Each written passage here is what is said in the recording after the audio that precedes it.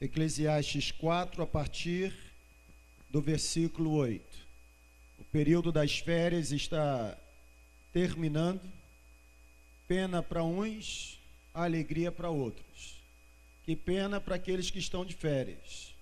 E alegria para aqueles que terão os funcionários de volta, né? E vão sair do sufoco. E eu quero pedir vocês que orem, tendo em vista que ainda existem pessoas da terceira igreja em viagem de férias. Pastor Daniel e sua família chegam em São Mateus no próximo domingo pela manhã. Eu não sei se a irmã Silvanira já chegou em São Mateus, mas também está retornando de João Pessoa. Na última terça-feira foi realizada a última sessão da 94ª Assembleia da Convenção Batista Brasileira. Irmã Silvanira estava lá e, por certo, se não chegou, está na estrada, voltando para São Mateus. Eu quero ler Eclesiastes, capítulo 4, a partir do versículo 8. A Bíblia diz assim: havia um homem totalmente solitário. Este homem não tinha filho, nem irmão. Ele trabalhava sem parar, contudo, os seus olhos não se satisfaziam com a riqueza que possuía. Aquele homem sequer perguntava: para quem estou trabalhando tanto? E por que razão deixo de me divertir? Isso é absurdo. É um trabalho por demais ingrato. Olha o que diz a partir do versículo 9. É melhor ter companhia do que permanecer sozinho, porque maior é a recompensa do trabalho de duas pessoas. Se um cair, o amigo pode ajudá-lo a levantar-se. Porém, pobre do homem que cai e não tem quem o ajude a levantar-se. E se dois dormirem juntos, vão manter-se aquecidos. Como, porém, manter-se aquecido sozinho? Um homem sozinho pode ser vencido, porém dois conseguem defender-se. Um cordão de 3 dobras não se rompe com facilidade. Nós temos criado a identidade na terceira igreja batista como sendo uma igreja em célula. E o que é ser uma igreja em célula para a gente? Igreja em célula é ser uma igreja em que relacionamento faz parte da nossa identidade. Relacionamento é prioridade. Nós não queremos andar sozinhos no reino. Aliás, o reino de Deus é algo coletivo, não é algo singular. E quando eu olho para esse texto, eu percebo que o pregador está nos ensinando e nos exortando de que ninguém foi criado para andar sozinho. Nós não fomos criados para vivermos sozinhos. A essência da vida, preste atenção nisso aqui, se você tem papel e caneta, comece a anotar. A essência da vida é construirmos relacionamentos. A essência da vida é que tenhamos pessoas ao nosso lado, pessoas com quem nós podemos contar, como a gente diz aqui, nos melhores e nos piores dias. É terrível quando você precisa de ajuda e olha para o lado e não tem ninguém para lhe ajudar. Nós não fomos criados para vivermos isolados. Nós fomos criados como seres relacionais. Ninguém foi criado por Deus para viver isoladamente. Quando a gente olha para a Bíblia, a gente vê isso muito claro desde a criação. A Bíblia diz em Gênesis que depois de Deus criar todas as coisas, Ele olha para o homem e chega à seguinte conclusão: não é bom que o homem esteja vivendo sozinho. Essa palavra traz uma interrogação. Deus está dizendo que não é bom que o homem viva sozinho. Ana Paula, olha que coisa interessante. Deus está dizendo que o homem está sozinho. Como o homem está sozinho, se já haviam sido criados os animais?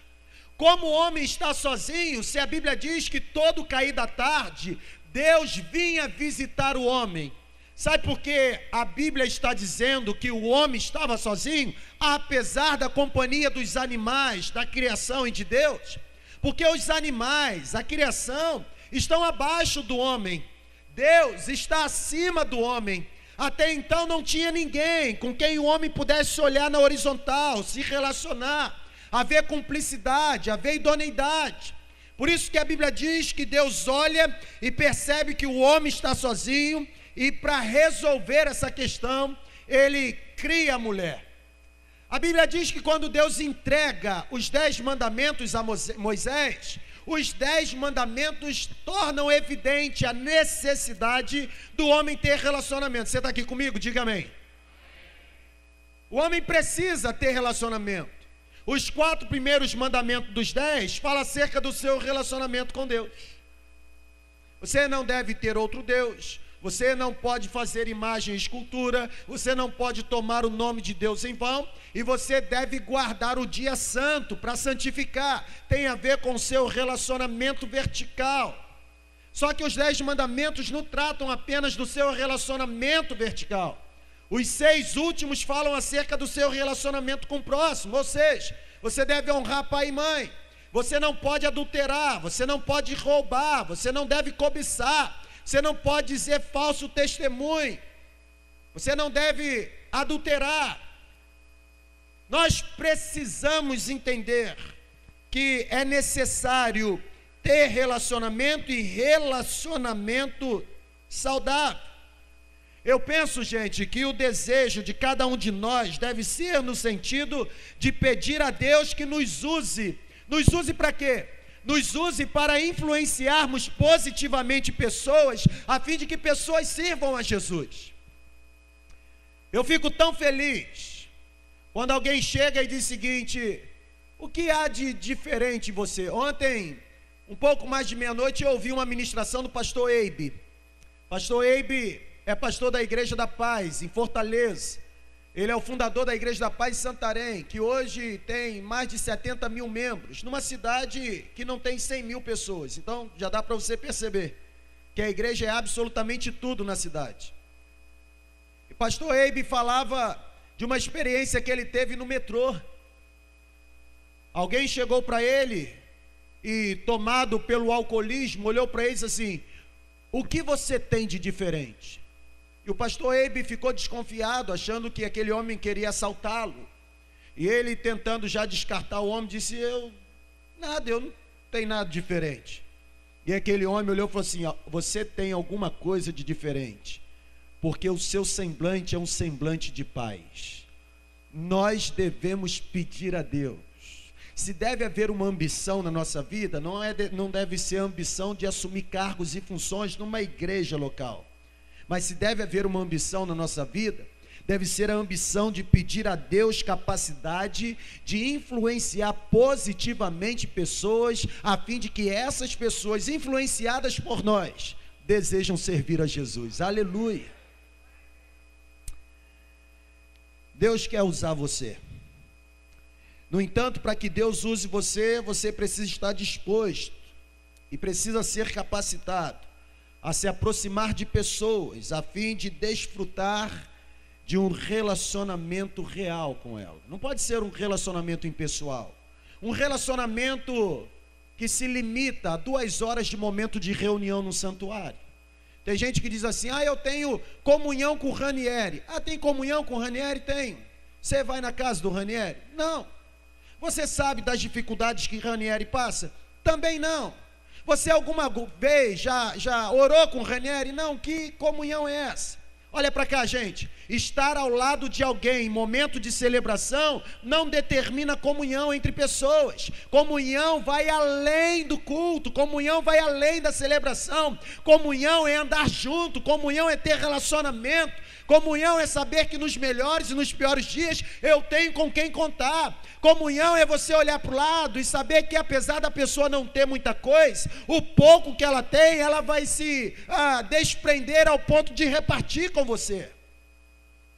Nós precisamos gerar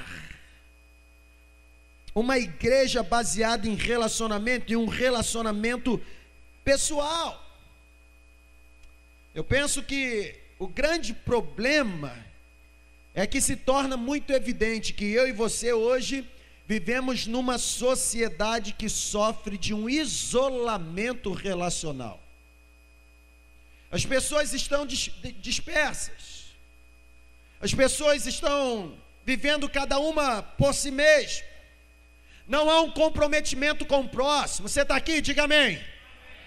Não há um interesse em ajudar o próximo, em socorrer o próximo. E o interessante é que quando a gente questiona esse isolamento relacional, essa falta de comprometimento com o outro, as respostas que nós encontramos para esse problema é o defeito que o outro tem. Eu não me relaciono com a Dani porque a Dani fala demais. Um exemplo, me permita dar um exemplo. É óbvio que é exemplo, não é realidade. Eu não gosto de me relacionar com o Bill porque Bill é muito chato. Ou seja, o meu isolamento relacional, eu encontro uma razão para ele, culpar o próximo. O defeito está nele. Eu não me relaciono com ele porque ele é muito chato. Ele não serve para fazer parte do meu ciclo de relacionamento. E aí, gente, quando eu olho para a Bíblia, eu percebo que o defeito não está no outro. O defeito, olha para cá, está em nós mesmos.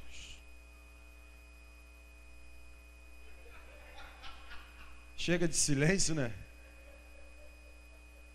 O defeito está em nós mesmos. Nós vivemos culpando o outro. E aí, muitos dos problemas de relacionamento que temos, preste atenção nisso, não são problemas de relacionamento. Muitos problemas e relacionamento que temos são problemas pessoais, nossos, que nos impedem, que interferem no nosso relacionamento com o outro. Você está entendendo? Muitos dos conflitos que você enfrenta, muitos dos conflitos que cada um de nós tem, incluindo conflitos com pessoas dentro da igreja, estão relacionados a conflitos dentro de nós mesmos. O problema está aqui dentro. O problema não é o outro. O problema não é que o outro não possa corresponder ao meu relacionamento. O problema é que eu me fechei, eu me enjaulei, eu me isolei. É uma parede que eu construo. São batalhas internas que nós temos que enfrentar. Olha para cá, se você deseja ter grandes relacionamentos, se você deseja ser um líder abençoado, pessoa capaz de influenciar positivamente outras pessoas, você tem que começar com algumas mudanças dentro de você mesmo. Você precisa rever alguns pontos. Você precisará vencer pelo menos 3 grandes muralhas que nos impedem de ser pessoas autênticas, verdadeiras, que nos impedem de ser capacitados a influenciar positivamente pessoas. Por que será que a gente tem medo de se relacionar? Essa semana lá em casa, esse sermão é resultado de experiências. Abra um parêntese para dizer o seguinte: como se faz um sermão? Primeiro, sermão deve ser produzido pela iluminação divina, por meio do Espírito Santo. Segundo, sermão pode surgir do seu momento devocional lendo Bíblia, do seu momento acadêmico lendo algum livro, do seu momento dentro de casa com a família. São N fatores, cenários que Deus pode usar para trazer uma mensagem para você. E eu habitei nesse texto, porque nós estávamos conversando essa semana lá em casa. E aí, a questão que surge é o seguinte: como confiar nas pessoas? Como se relacionar sem reservas? Como, Ciro, me relacionar com alguém no reino, desarmado? Como vencer esse fantasma que constantemente fica no nosso ouvido dizendo o seguinte: olha, essa pessoa amanhã pode trair você? Como vencer isso? São barreiras que existem dentro de nós. O problema da nossa falta de relacionamento, da nossa falta de comprometimento, o problema não está no outro, o problema está dentro da gente. São barreiras que nós construímos. Quer ver a primeira barreira? O medo que temos de ser exposto. Nós temos medo da exposição. Ficar exposto é um negócio muito ruim. Para alguns é vexatório, é vergonhoso. Nós temos medo de ficar expostos, porque quando ficamos expostos, as pessoas descobrem que nós não somos quem aparentamos ser. Isso é terrível. E aí, para manter a postura, a gente prefere viver isolado, não se relacionar. A proximidade, gente, desnuda a nossa alma. A proximidade mostra quem nós somos em essência. É tão interessante, os líderes da igreja, o time pastoral, o staff. Engraçado que quando eu falo de staff, Aline, eu me lembro do Elísio. Pastor Elísio, 12 anos nos Estados Unidos, pastoreando a igreja de McKinney, no Texas, volta para o Brasil para pastorear a PIB de Cuiabá, uma igreja capital, de uma capital no Brasil, uma grande igreja, de pessoas com doutorado, com academicismo, Dani, fantástico. E aí o Elísio sempre nas reuniões do conselho dizia assim, porque o staff vai decidir isso, porque o staff vai decidir isso. Aí, Maria Helena, teve uma doutora que olhou para o Elísio uma vez e falou assim, pastor, quem é esse staff? É um americano que vai vir dos Estados Unidos? Porque esse staff manda na igreja, decide tudo. Quer dizer, tem gente que às vezes a gente usa um linguajar e não entende. Staff, colegiado, um time, pessoas que foram designadas para fazer parte de um time, para dirigir alguma coisa. Eu, quando estou junto do staff, do colegiado da terceira igreja, do time pastoral, é muito legal, porque eles sabem quem um pastor é.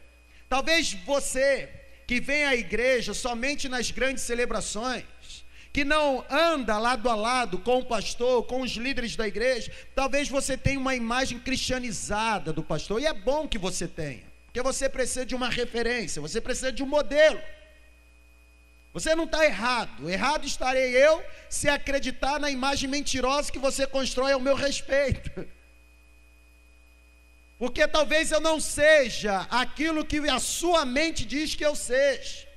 E quando nos relacionamos, olha aqui, a imagem utópica, ela desaparece.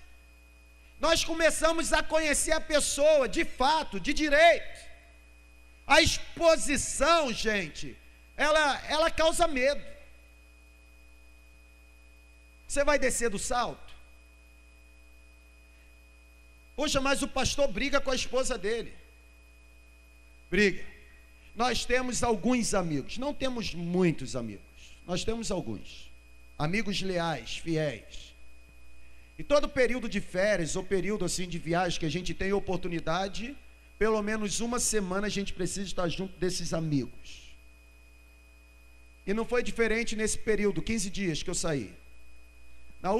Nos últimos 4 dias aproximadamente, aliás, nós saímos sábado, eu preguei sábado na ordenação de alguém, e saímos e fomos direto para a casa de um desses amigos, na região dos Lagos, no Rio de Janeiro. E eu disse para ele, nós vamos, sábado, chegamos lá já quase 1h da manhã, ou 2 horas, e eu disse, vamos ficar domingo, e segunda vamos para São Mateus, saímos de lá na quarta.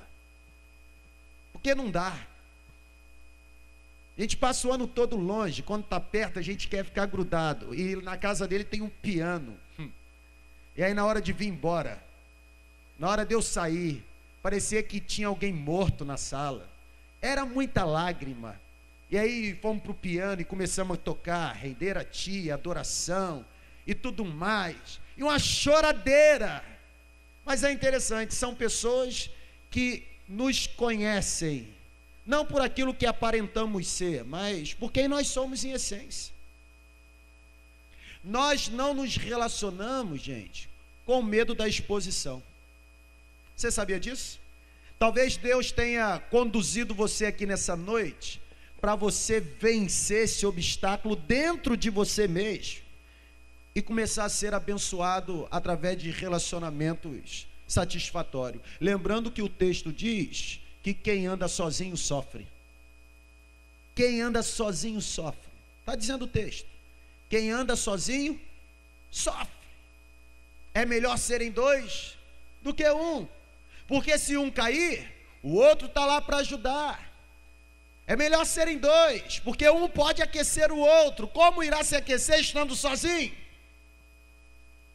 O problema é que nós temos medo da exposição. O interessante é que o medo da exposição nos impede de sermos pessoas autênticas, verdadeiras. Quando eu falo isso, eu fico pensando o seguinte: você já parou para concluir que a gente não se importa quando as nossas forças são expostas? Já parou para concluir isso? Alguém reclama quando alguém diz assim: olha como o Edson é forte? Ele não reclama, ele encara como um elogio.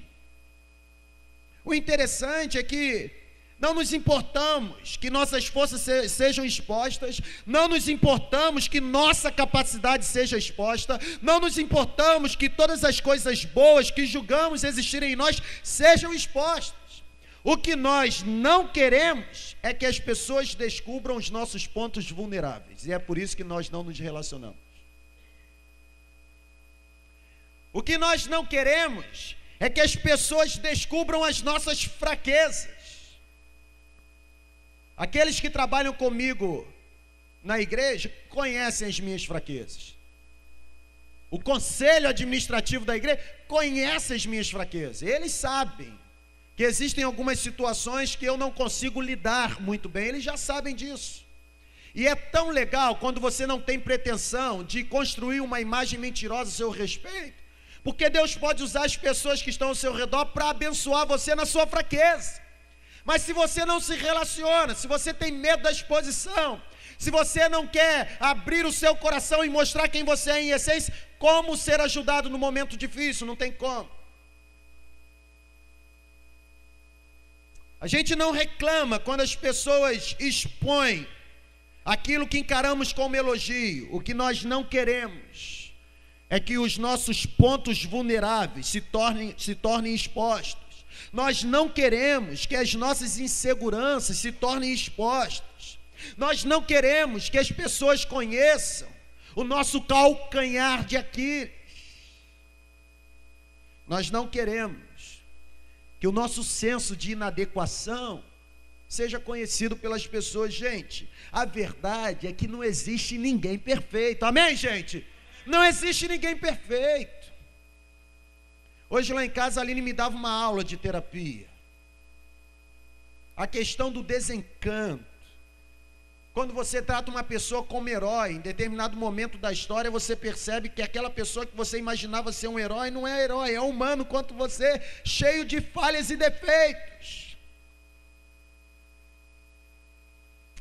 Ninguém é perfeito. Se ninguém é perfeito, para que fugir? Por que fingir? Por que mentir?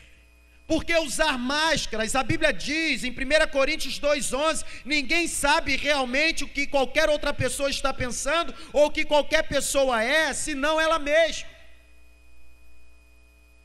É por isso que nos surpreendemos com algumas atitudes de pessoas que considerávamos como os nossos heróis, porque na nossa cabeça, essas pessoas nunca irão errar.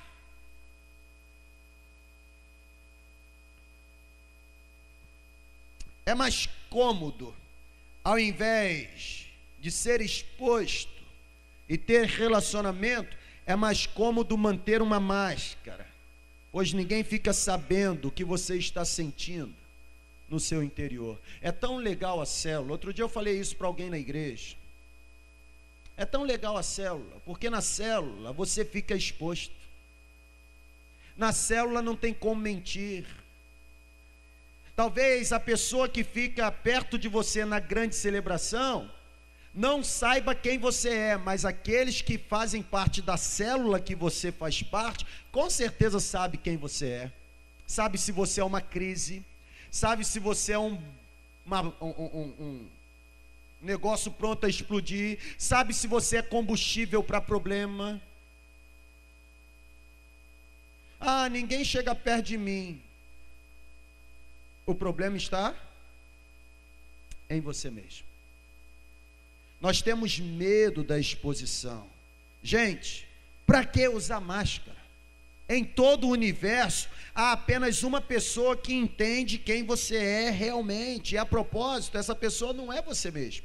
Até porque você também, às vezes, se surpreende com as suas atitudes, porque você não se conhece completamente. Só existe uma pessoa que conhece você totalmente, integralmente. Sabe qual é o nome dessa pessoa? Jesus. Ele te conhece. Aliás, ele não te conhece apenas como ele decidiu amar você do jeito que você é. Filipenses tem uma frase extraordinária que diz assim: Deus te ama o bastante para aceitar você do jeito que você é. Só que aqui, ó, Deus te ama demais para permitir que você continue sendo o mesmo. O amor de Jesus por você tem capacidade de transformar a sua história. Aleluia! Se você realmente deseja construir relacionamentos profundos, relacionamentos significativos, relacionamentos satisfatórios, você terá que deixar as pessoas enxergarem as suas fraquezas. Não tem como, gente. Não tem como eu me relacionar com o Ciro cheio de reserva. O Ciro precisa saber quem eu sou. O Ciro precisa conhecer os meus pontos vulneráveis. O Ciro precisa saber das minhas fraquezas. Sabe por quê? Mas se ele souber, pastor, vai ter um dia que ele vai usar isso contra mim. Não, gente. Eu estou falando de relacionamentos abençoados por Deus. O problema não está no Ciro. O problema está em você mesmo. Para com esse senso, com esse temor de ser exposto. Para com isso. Para de querer impressionar as pessoas. Não há outro caminho. Se você deseja ser abençoado por relacionamentos abençoados, você terá que deixar as pessoas com quem você irá se relacionar enxergar as suas fraquezas. Olha para o relacionamento conjugal, marido e esposa. Se houver um relacionamento com reservas, se não houver uma entrega incondicional, não vai dar certo. Sabe por que dá certo? Sabe por que irmã Max e irmão Edson estão casados há quase 50 anos? Sabe por quê? Porque não há reserva no relacionamento. Eu tenho certeza que o irmão Edson pode estar do outro lado da rua. Um olhar da irmã Max, ele já sabe o que aquele olhar está dizendo. É ou não é, minha irmã? Ó. Por quê? Porque conhece tanto as virtudes como os pontos vulneráveis. E é tão bom quando a gente está relacionando com alguém que conhece os nossos pontos vulneráveis. Sabe por quê? Porque esse alguém nos protege, nos livra de nós mesmos, das nossas fraquezas. Cara, eu vou deixar a Dani esse furdúcio não, porque eu conheço a Dani, eu sei que isso não vai ser legal para ela, a reação dela não vai ser legal, ela vai explodir e depois vai se arrepender. Olha, o fato de eu conhecer, o que acontece? Tiro a Dani da batalha, do ringue. Agora, você fica com medo da exposição? Você prefere manter uma imagem utópica? Você prefere manter uma máscara para impressionar as pessoas?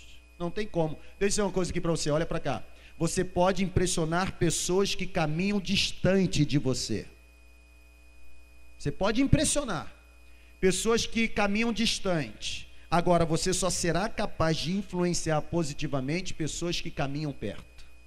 E quem caminha perto vê as suas rugas, as suas verrugas, vê os seus erros, conhece os seus tropeços, conhece os seus fracassos. Não é verdade? Quem está longe, só elogio, porque não te conhece, sabe da tua reputação. Agora começa a caminhar perto, começa a descobrir os defeitos.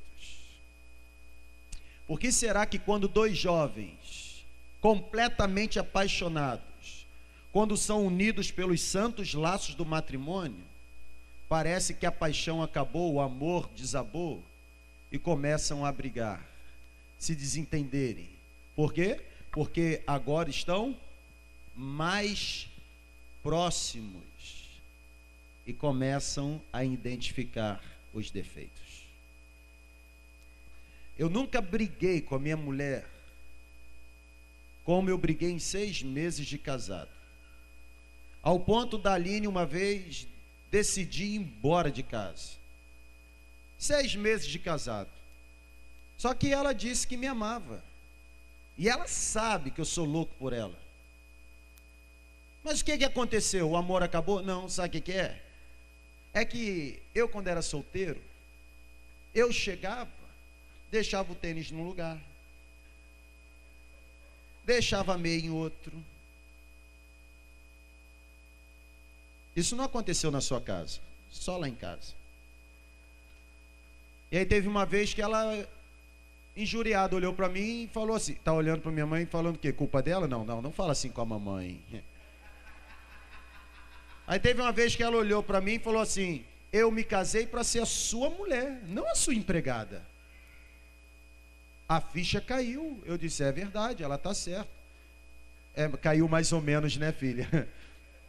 É porque o homem demora a entender as coisas. Eu prometo que até os 50 anos de casado eu entendo.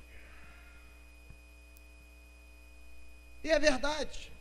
Eu estava lá na aeronáutica o dia todo, e a mulher dentro de casa, botando a casa para ficar cheirosa, me esperando chegar, porque ela demorou quase o dia todo para arrumar, e eu em frações de segundo conseguia danificar o ambiente. Aí tem gente que diz assim, ué, mas depois que casa melhora. Não, piora, gente, porque fica mais próximo. Depois que casa piora. Não, quando casar vai mudar. Não vai não, cara. Você vai ter que mudar porque você casou.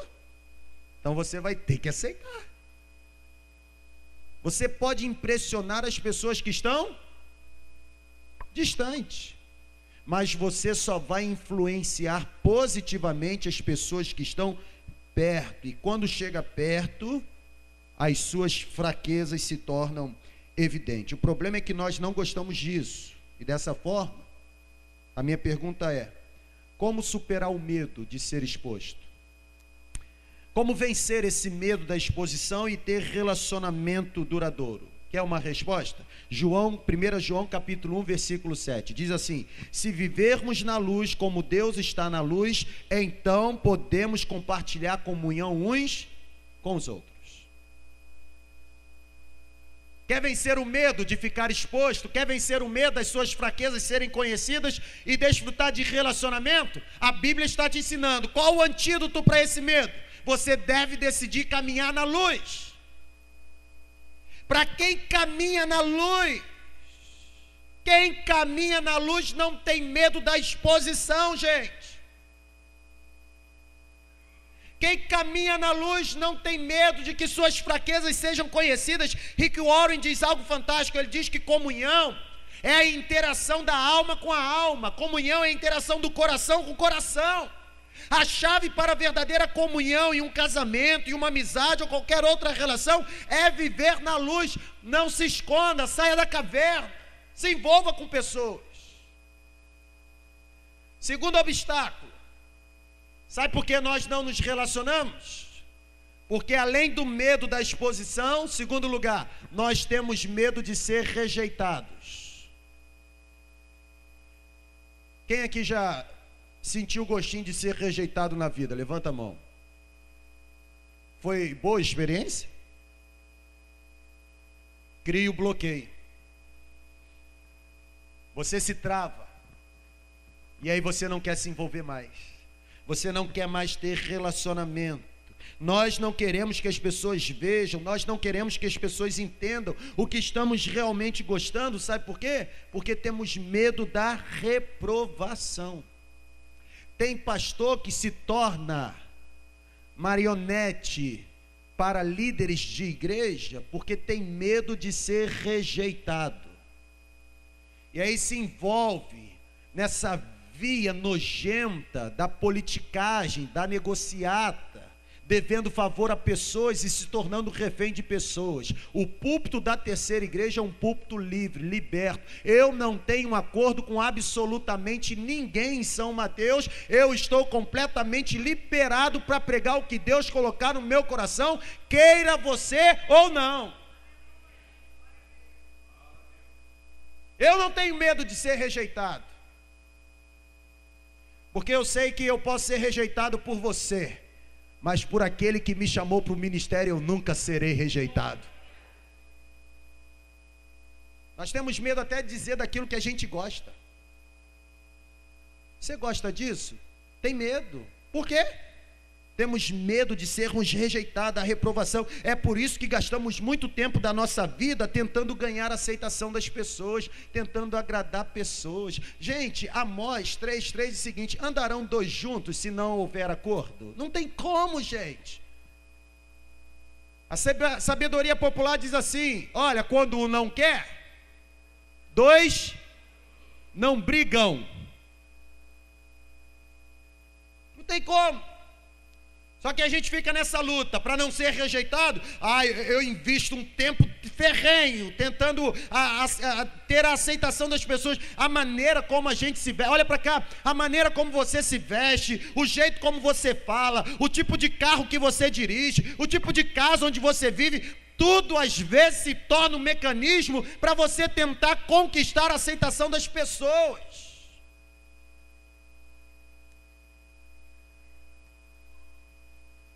Porque você sabe que se você não estiver no pano, que tem um jacarezinho, que tem um camarada no jockey, que tem um cara lançando golfe, você sabe que você não vai ter acesso a algumas questões. Meu filho, para de querer desfrutar dos manjares terrenos. Você pode não ter acesso a alguns lugares considerados pela sociedade como importantes nessa terra, mas sem jacarezinho, sem nenhum pano fino, você tem lugar garantido no céu se entregar a sua vida a Jesus.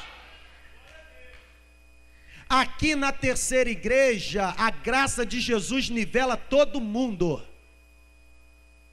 Tendo você muito dinheiro ou não tendo dinheiro nenhum. Eu quero desafiar uma pessoa que diga que o pastor dessa igreja só se relaciona com quem tem dinheiro. Eu quero desafiar uma. Eu quero desafiar uma pessoa que diga que o pastor dessa igreja só visita gente que tem dinheiro. Eu quero desafiar uma. Porque aqui eu estou muito pouco preocupado com aquilo que você tem. A única preocupação que eu tenho é quem você pode se tornar estando nas mãos de Jesus. A gente tem medo de ser reprovado. A gente tem medo da opinião pública. A opinião dos homens ao nosso respeito nos desativa, nos paralisa, nos neutraliza, nos deixa offline. Gente, por que temer as opiniões de outras pessoas? Olha aqui, cara. Você está perdendo noite de sono porque fulano de tal falou. Por que ter medo da opinião de pessoas que muitas vezes nem sequer sabem acerca do assunto, rapaz? Uma vez eu falei isso lá na igreja no Rio de Janeiro. Porque na igreja tem pessoas que acham que sabe como deve pastorear um rebanho. Então vai para o seminário, rapaz. Vai brigar com Deus para Deus tornar você um pastor. Você está entendendo? Quem está entendendo, diga amém. É. Aí eu perguntei para um, falei assim, qual seminário mesmo a irmã estudou?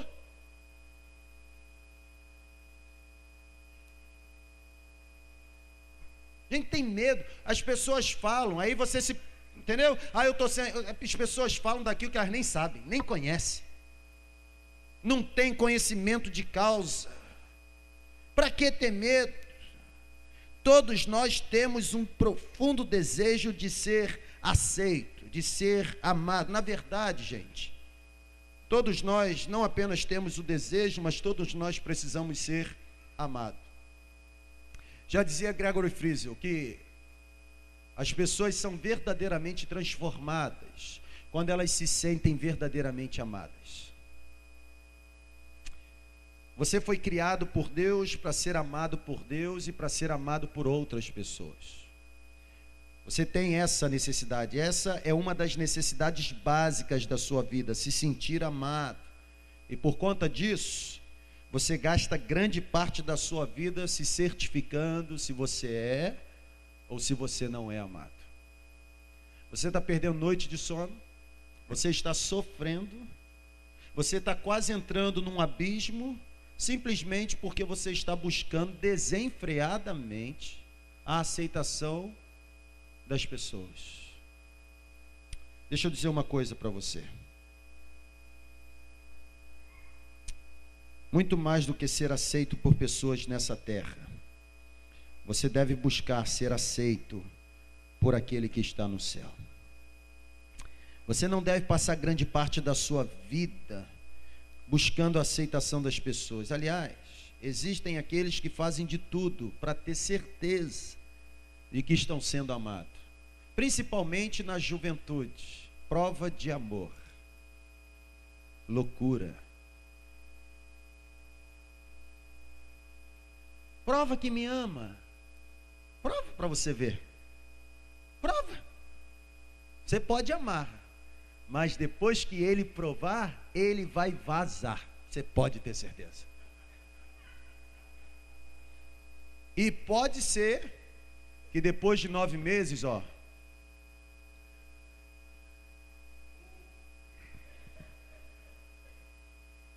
é a nossa loucura.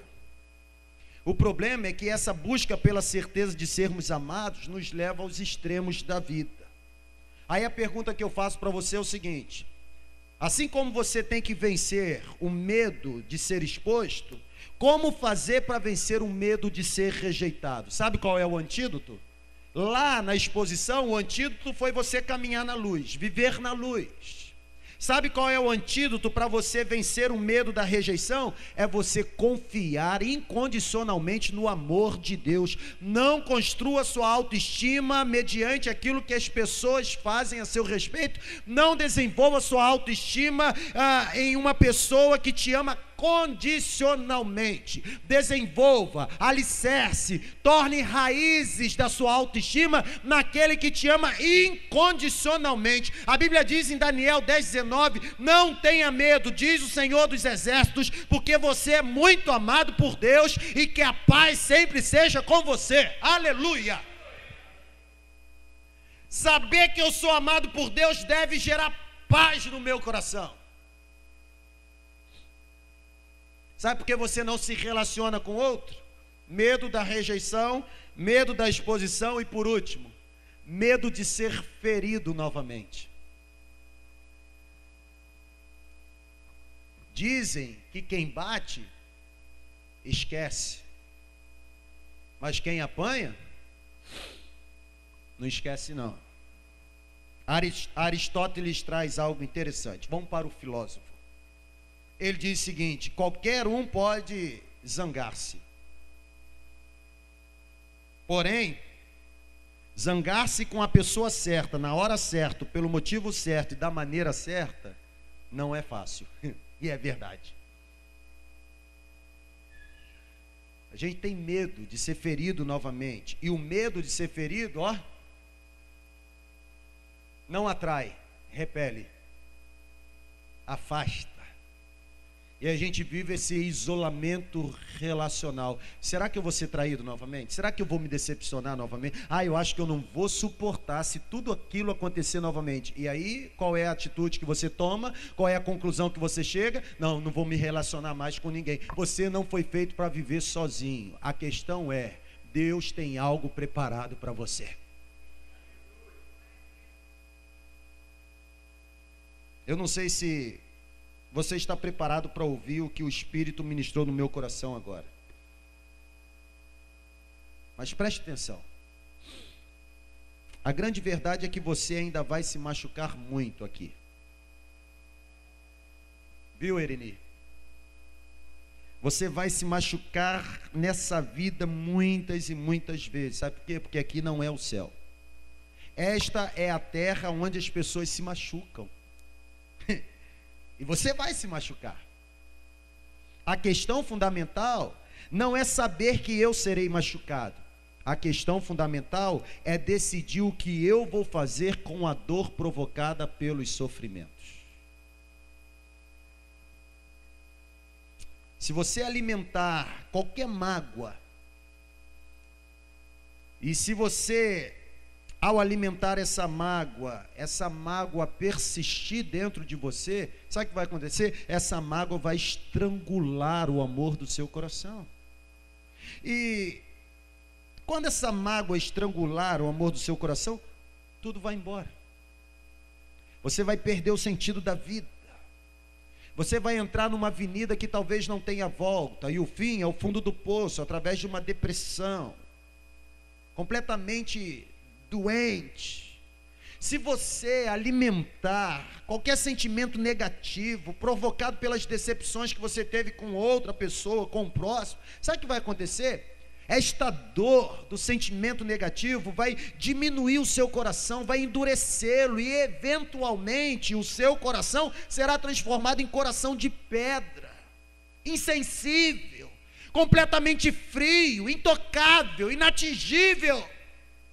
Você precisa aprender a lidar com a dor. Há um processo triste que é assim, gente. Não tem como negar. Eu já vivi isso na minha vida. Aliás, eu continuo vivendo. Quanto mais você é ferido, mais você fica com medo de se machucar novamente, não é verdade? Cai de bicicleta para você ver se você vai subir na bicicleta nos próximos 5 minutos. Talvez até sobe, né? É porque toda regra tem a sua. É o processo da vida. Quanto mais você se fere, mais medo você tem de continuar sendo ferido. E quanto mais você tem medo de se machucar novamente, mais você se coloca na defensiva para se proteger. E quanto mais você se coloca na defensiva para se proteger, mais você abre mão de ser quem você é, mais você abre mão de ser uma pessoa autêntica. Nós desenvolvemos hábitos de autoproteção. É um mecanismo nosso de defesa. Nós construímos muralhas em torno do nosso coração, muralhas que impedem pessoas de passar por essas muralhas e habitar em nós. Aliás, gente, essas muralhas construídas como autodefesa são capazes de afastar as pessoas, impedir cada um de nós de desfrutar de relacionamento saudável. A pergunta é: o que acontece com pessoas que se entregam às mágoas, aos rancores da vida? O que acontece com as pessoas que não sabem como deixar a dor ir embora? A Bíblia diz em Eclesiastes 5,17 que tudo o que essas pessoas recebem são dias cheios de tristeza, de dor, e acabam doentes, derrotadas e com raiva. Você quer isso para a sua vida? O antídoto para você vencer o medo de ser ferido novamente e desfrutar de relacionamento satisfatório é deixar que Deus lhe dê um novo coração. Aleluia. Ele pode fazer isso. Deus está no negócio de transplante do coração, meus irmãos. Ele é o dono desse negócio. A Bíblia diz em Ezequiel 36:26: eu, o Senhor, sou especialista a dar a vocês um novo coração. Eu vou colocar em vocês um espírito novo e tirarei de vocês o coração de pedra. Se você já foi ferido, ou se você está ferido, não deixe que a dor desses ferimentos leve você para o fundo do poço, para o isolamento. O isolamento é perigoso. Você foi criado como ser relacional. Deus quer usar pessoas no seu ciclo de relacionamento para que seja um instrumento nas mãos dele, a fim de que você não somente seja liberto, mas seja completamente curado dos sentimentos negativos que aprisionam você.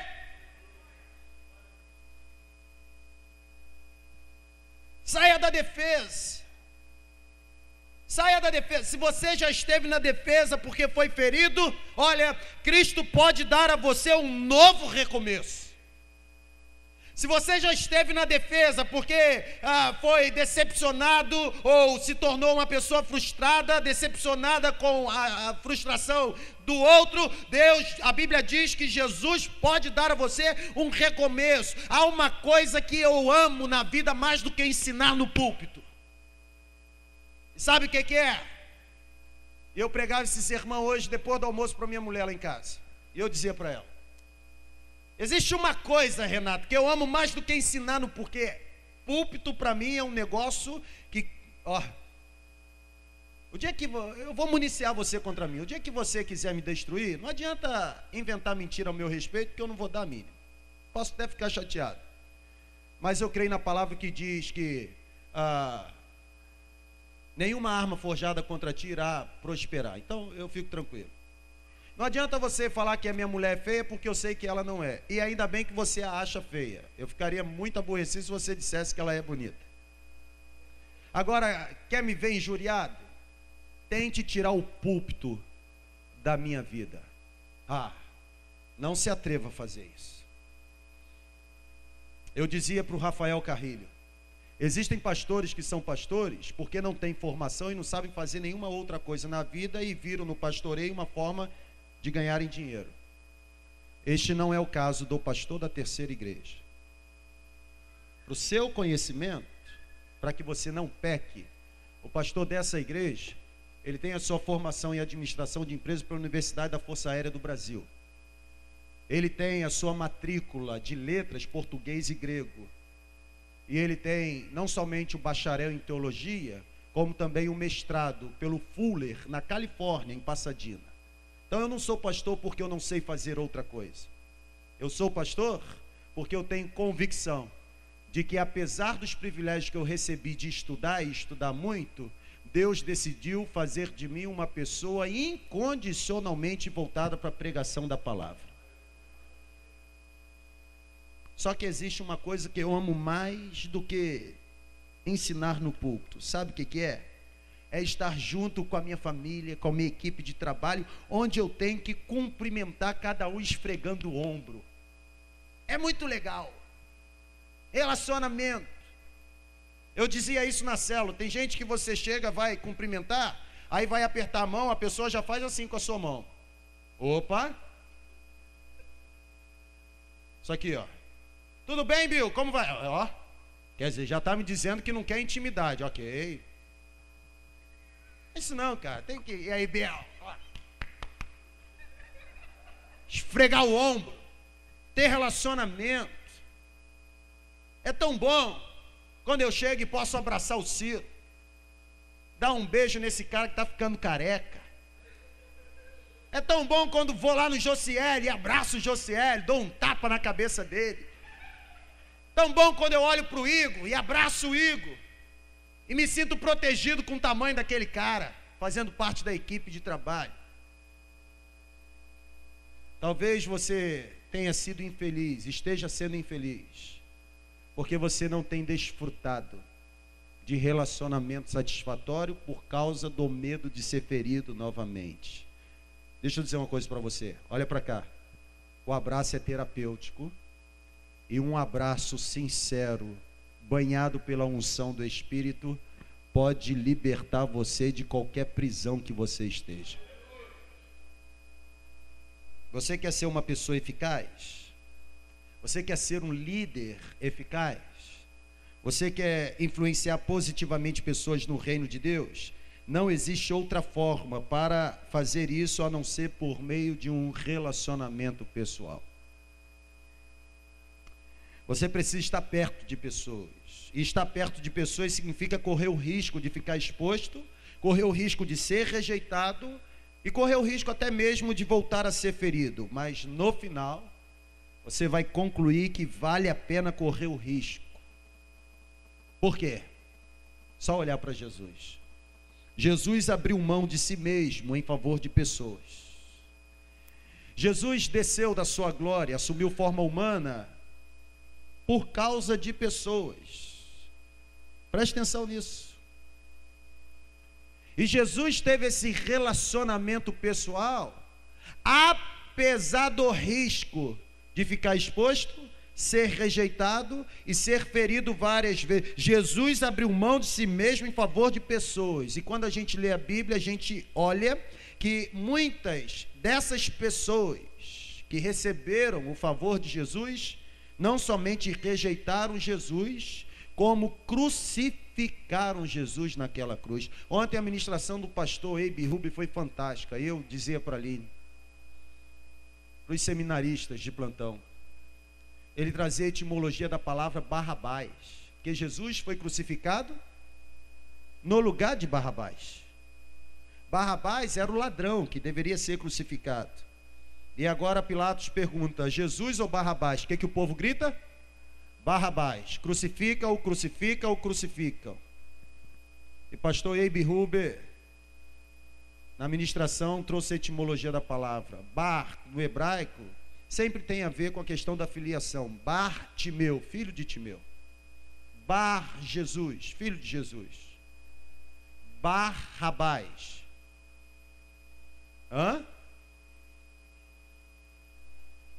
Bar está no plural. Abas está no plural. Abas, pais. Bar no plural, filhos. Barrabás, filhos dos pais. E aí o pastor Eibe Huber diz assim: Jesus foi crucificado no lugar de Barrabás. Jesus foi crucificado no lugar de todos os filhos de todos os pais. Que lindo.